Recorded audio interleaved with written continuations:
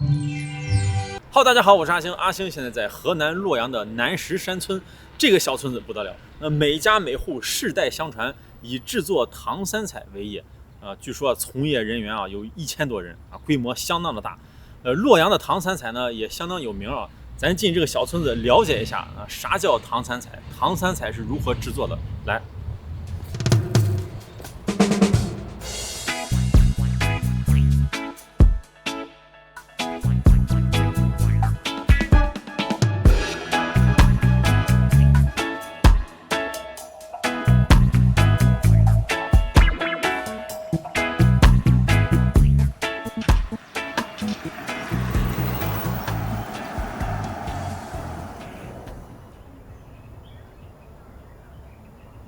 在这个村子里头，它都是前店后厂这样一个模式。这个就是当地的人家一个规模比较大的厂你看这个东西啥东西？它是一个模具，这个是石膏做的，里头就凹凸不平比如说这个看着像一个马的形状。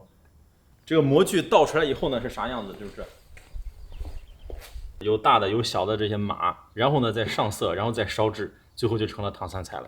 还有这种做旧的感觉，这一看就感觉像古董，但其实不是古董这不是东周的，也不是西周的这可能是上周的。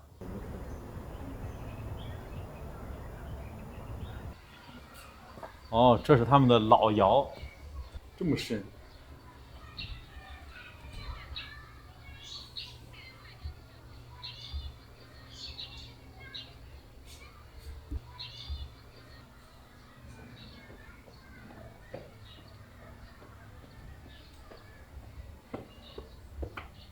这底下还有一个窑，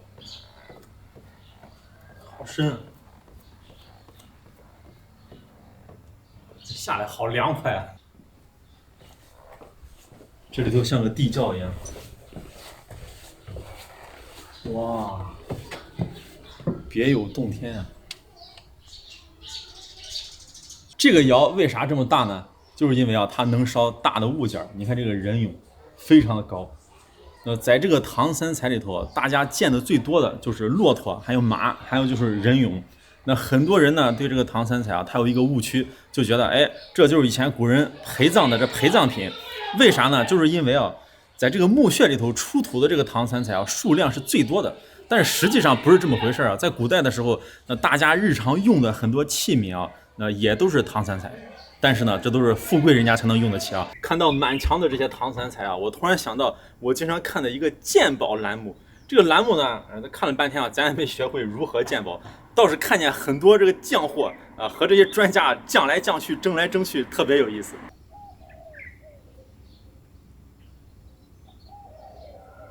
不对，你这不是开片你这不是开片，新的，纯新的。纯的新，啥新的？行了，就你这还专家呢？我跟你说，我是找人看过的，这就是真的。我专门来试你来了。我跟你说，新的，真是新的，不跟你犟。你知道这真的多少钱吗？多少钱？你说多少钱？我还不跟你多说，2000多万，2000万！行了，就你还专家呢？我专门试你来了。我跟你说，这1个亿的东西，还不瞒你说这故宫一件，我一件，啥？这也是假的？这能大个东西能是假的？哎呀，不跟你说了。报警！现在都报警！你凭啥生是假的？报警！你这本拍的。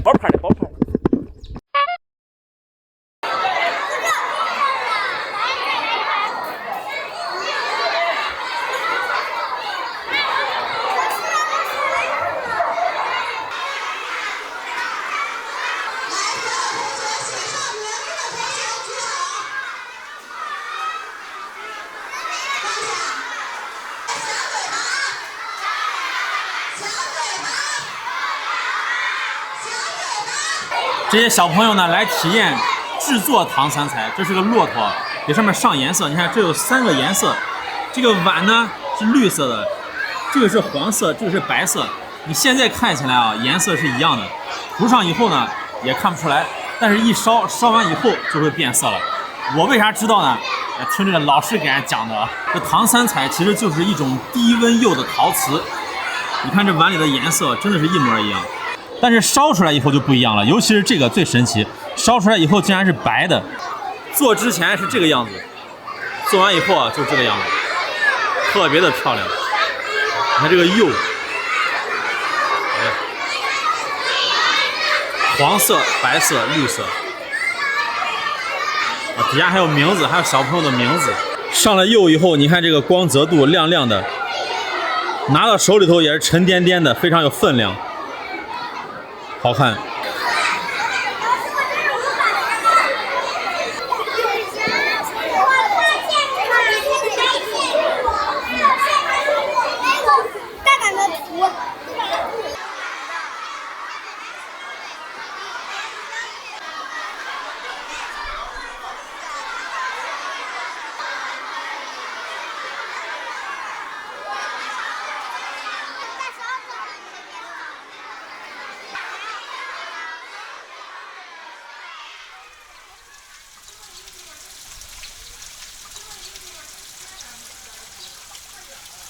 看这一幅大大的唐三彩壁画，这画的内容呢，就是古代的丝绸之路。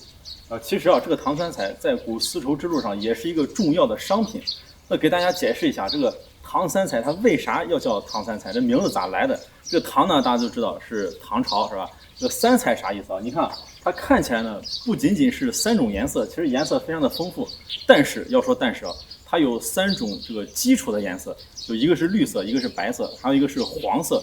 就因为有这3个颜色作为基础呢，所以叫三彩啊，就叫唐三彩。这是一个解释。还有一个解释呢，就是在中国古代的文化里头，这个三就代表有无穷，代表多的意思，千变万化这个意思。比如说啊，咱这个中国这个古代道教里头，这个道生一，一生二，二生三，三生万物。你想这三都生万物了，这万物得多少种颜色？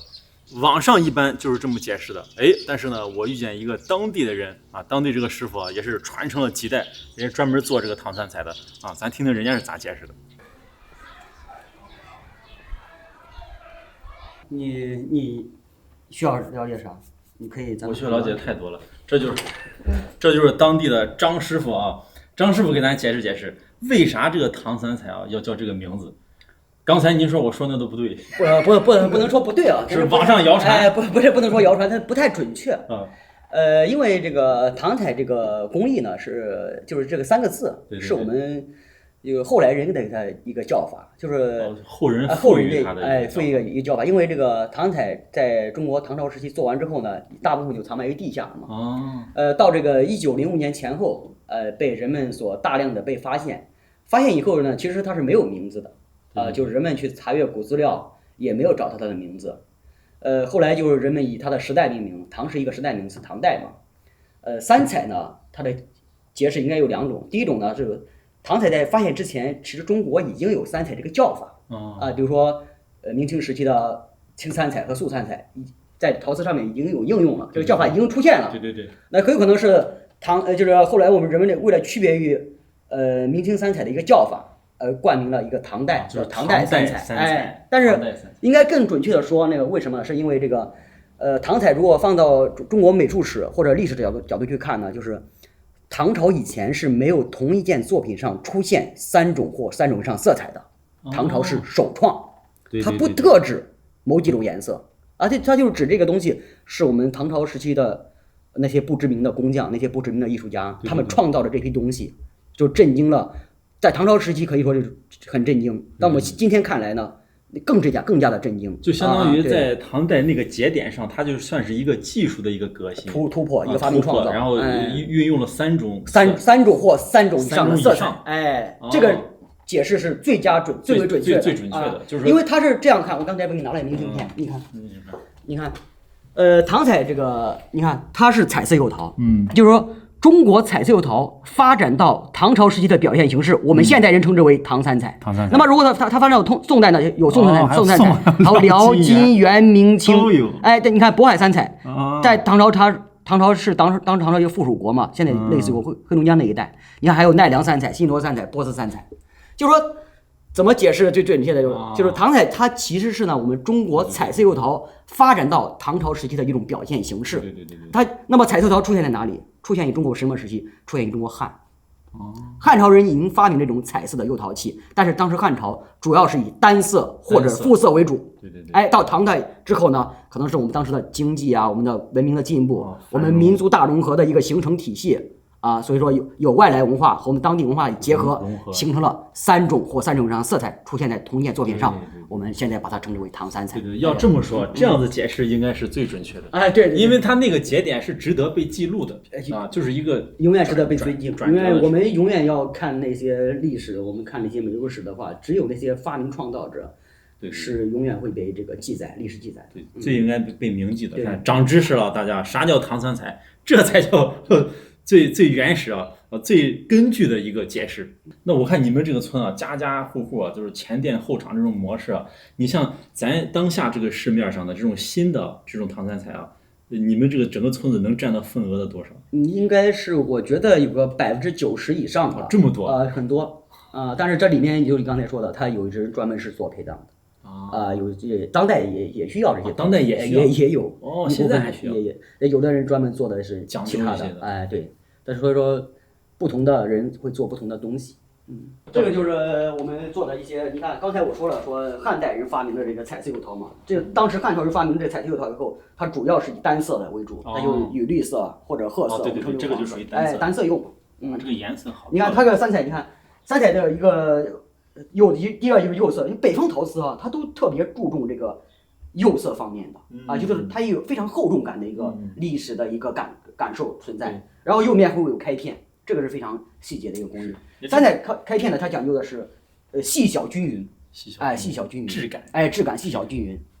这个颜色看着就特别的高级，对，高级绿。这种算是模仿古代的，仿这个汉朝时期，汉朝时期就是汉朝人发明的这种。其实这个釉色呢是汉朝人发明的。中国这文化真是博大精深对，到汉朝都有这么好的颜色。对，这个颜色这现在我看这国际上就是什么英国绿什么的，我看还不如这，是不是？什么各种高级跑车还不都是调这个颜色出来？这古代都有了。古代就有，中国汉朝时期的一些作品也是非常棒的。你看上面这种裂纹理是吧？纹理是要开片的。这种开片的纹理它是怎么形成的呢？因为在烧窑过程中，最早开片的形成呢，人们发现这个是胎和釉的收缩比、膨胀系数因为热胀冷缩产生的。但是你摸着它这个非常光滑，对吧？是。看着是裂纹，但是摸着非常光滑。那么第一点，它就是釉色如玉，像玉一样有质感，有这个润度。第二点就是核心的就是开片。它非常细小还均匀。如果你开片开的特别大，并且还不均匀，那就不行。它的核心就是开片、细片，像芝麻大小一样细小还均匀，这个非常重要的一个核心点。我听说你们这个村子手艺高超的，就是仿这个能仿的和古代那个大师都看不出来，是不是真的？这样跟你讲吧，就是说。我认为就是可能每个人的就认为不一样任何东西不存在和以假乱真，就不能和真的一样还是有差别。对，有差别，并且是明显的差别。就是一句话没有鉴定不出来的东西，只有鉴定不出来的人心。他为什么会这样说？第一点，可能是为了卖东西第二点就是有些人可能真的看不出来。第三还有一些人他是能看出来而不说。就是所有的东西都能鉴定出来的，各有别有用心，各有用意。这个东西怎么说？你可以做的很接近，但是还是不一样，无法一样的。就是但是我们追求的不是说和古代的一样，我们那没有对我未来你要给后人留东西的，就是再过100年或者500年或者更长的一个时间，我们的后人怎么看我们当下？我们一直在仿制唐朝嘛，就没意思是吧？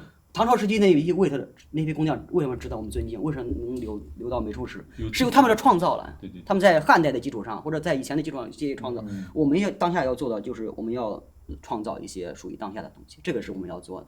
对，是。这就是长长的古代丝绸之路，哇，太震撼了，漂亮。你看这上面都是胡人这个是汉人，这个是胡人。好精致！张师傅他们家呢，还有一个博物馆，这私人的博物馆里边有很多东西。哎呀，你看这瓶瓶罐罐多好看你先别管什么微波炉专用你先看这釉，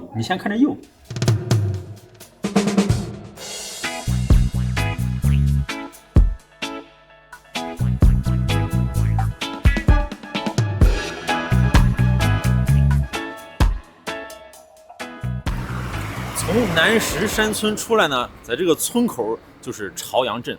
这个朝阳小镇啊，这一排过去啊，有非常多的汤店啊。洛阳人太爱喝汤了，什么牛肉汤、羊肉汤、豆腐汤等等等等。在众多的汤店里头，有一家非常有名，就是朝阳健康羊肉馆总店，缤纷 KTV， 不是 KTV 啊，羊肉馆总店，咱去尝尝。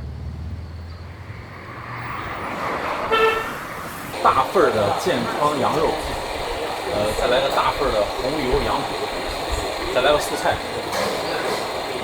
烩面，再来个烩面吧，12块钱这个烩面。烩面是12块钱，烩面12元，大碗。多少钱？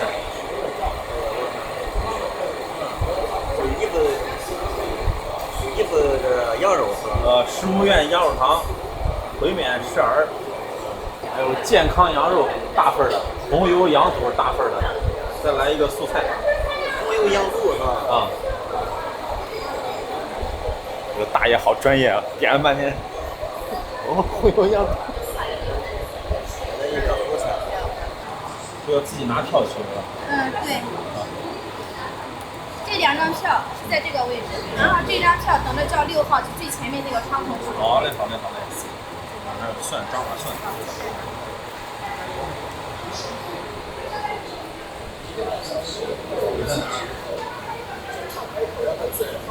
羊肉汤是吧？对，烩面。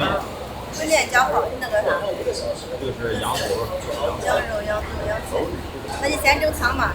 啊，行。因为你们整2个人嘛，先整汤，整到汤了再给他往后2次。吃肉15的。吃肉。这是有肉有杂，啥都有。那粉条蟹吃不吃？吃。粉条蟹是免费的。吃圆馍吃免费的。啊？吃圆馍吃那个长的。长馍现在还没有嘞，到11点半。11点半才有。再给我来个这个圆馍吧。啊，这一份是2个馍，这量太少。在这儿是吧？1两口就宰杀吃掉了，绵羊北方这么大一锅，这一锅一锅，现煮的一锅。特别的精致啊，还是一小锅一小锅煮的。这个啥？胡椒。是汤料。汤料。汤料。哦，这是胡椒。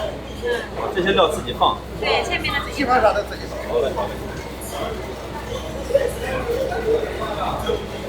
这一大锅汤要熬几个小时？后面开始熬的，熬20个小时。20个小时啊！昨天就开始熬了。哎呦，昨天都开始熬了。第一天熬第2天汤。哦，怪不得是白的，是熬了20个小时。哎呦，这是2种辣椒，这个是羊油辣子，这个应该是油辣的。多来一点。哦，这还有辣椒油呢。3种辣椒任君选择。这是羊油辣椒，那是清油辣椒。这个是羊油的。对。再来点蒜泥。哦，这是姜。哇，这个有特色啊，姜。辣椒要吧？胡椒粉一定要来。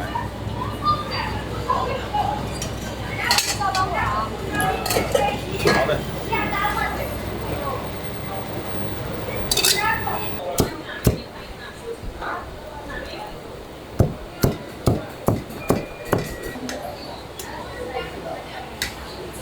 2碗肉，下边是蒜泥。2碗肉。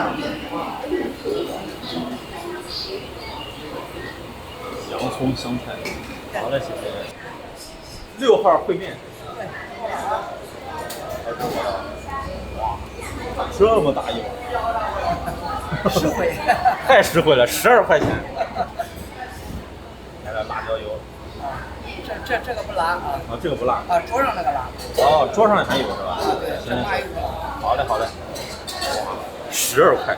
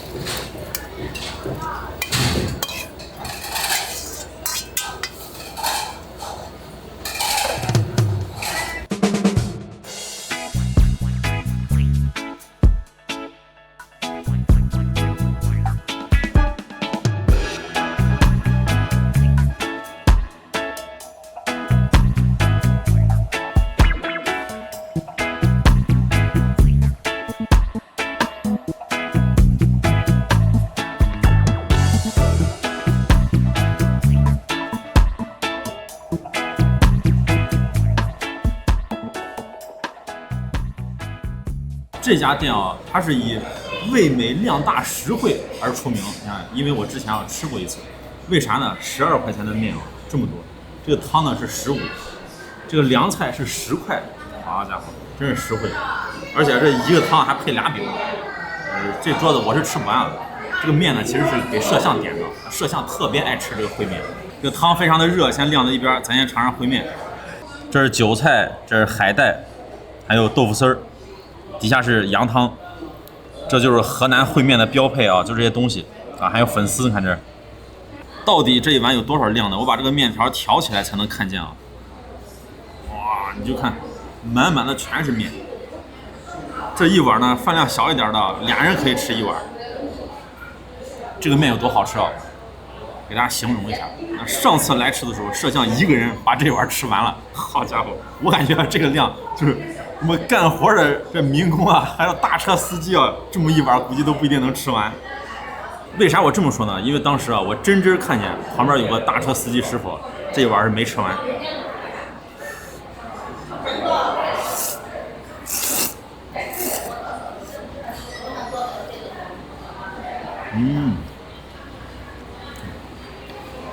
面条啊，很筋道，而且筋道的同时啊，它还不吃软糯。为啥不吃软糯？就是因为它是汤面，吸收了很多羊汤。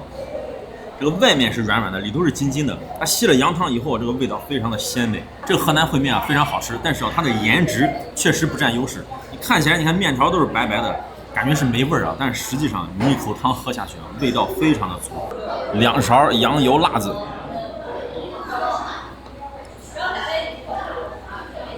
这个时候给它拌开，哎呀，这才香！哇，这个味道全在这个羊汤里头。哦，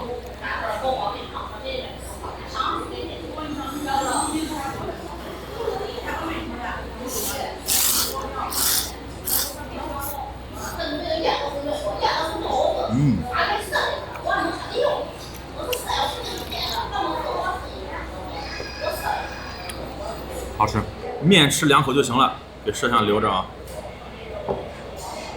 赶紧尝这个汤，这羊肉汤呢才是他家的主角啊，里头有粉条，这个是羊血、葱花、香菜，然后羊肉，它还可以加一些羊杂进去，但是我更爱吃这个肉，15块钱的分量也挺足。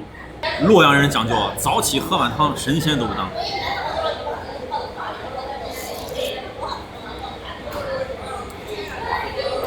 盘腿是这羊肉汤，虽然这烩面也是羊汤，但它俩味道还是不一样。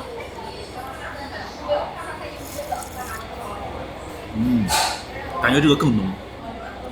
你看它这个羊肉汤的粉条含量给的恰到好处，这不多也不少，太少了啊不够吃，太多了就把这个汤呢就吸收了。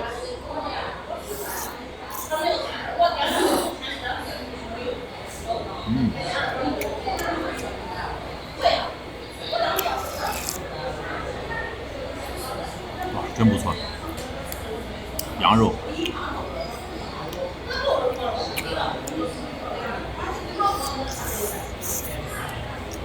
尝尝这个饼，现烙的饼啊！你看它这个饼里头啊，有小茴香，就还加了盐，还有一些油，还没黄黄的油，本身吃这个就很香。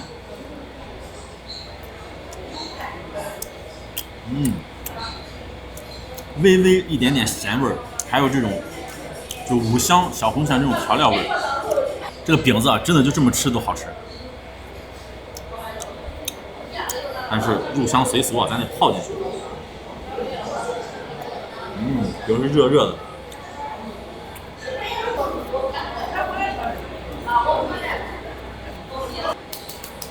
再拨点蒜。你看这陕西啊，和河南就挨着，饮食呢就比较相像，啊，都是爱吃这种泡馍。这个饼吸满了汤汁，哇，看着更香了。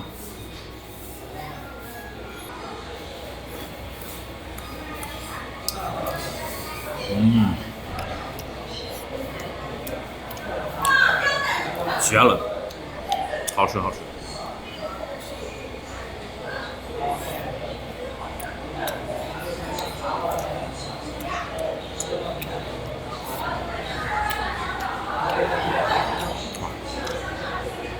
我现在知道为啥一碗汤要给俩饼了，这俩饼可能都不够。再尝这个白切的羊肉，这个是蒜泥，煮熟的羊肉蘸上蒜，看起来就好吃啊。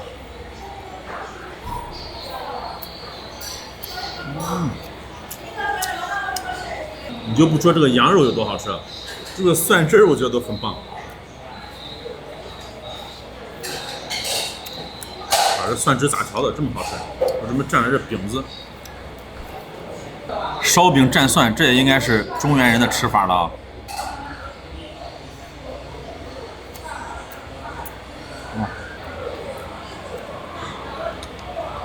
过瘾。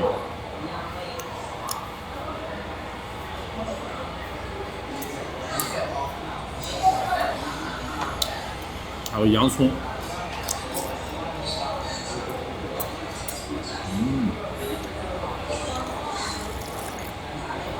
哎呀，我感觉啊，我要迷失在这个羊肉的世界里头。这个肉呢，还能蘸辣椒，这是胡椒、辣椒、胡椒。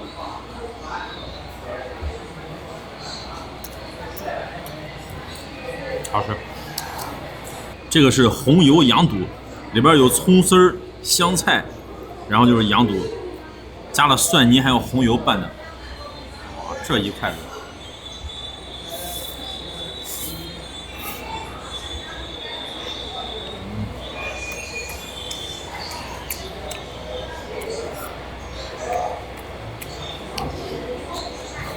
我上回来吃啊，就觉得这个红油羊肚特别的好吃，它有一股这种麻油的香味儿，就自己调的这种香味儿。以前要吃这种凉拌的羊肚还没有这种感觉。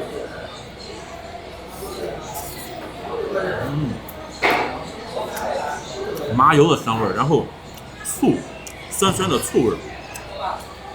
这个凉菜也好吃，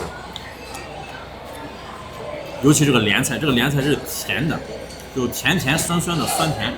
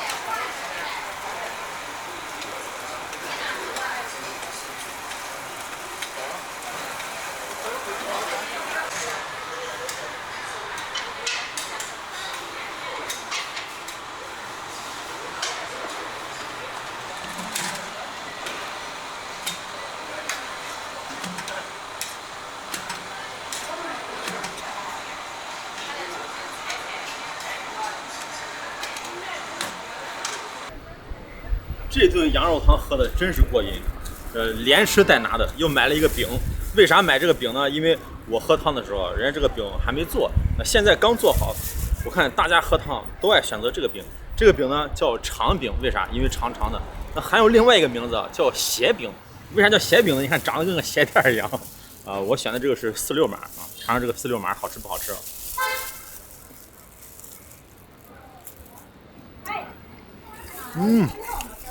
哇，刚出炉的，它这个是连煎带烤，这有小茴香、黑芝麻、油酥，然后吃起来啊还有点淡淡的咸味儿。哇，好吃。正所谓早晚一碗汤啊，给个神仙都不当。那我想说，早晚一张饼啊，吃完这肚子还有点顶。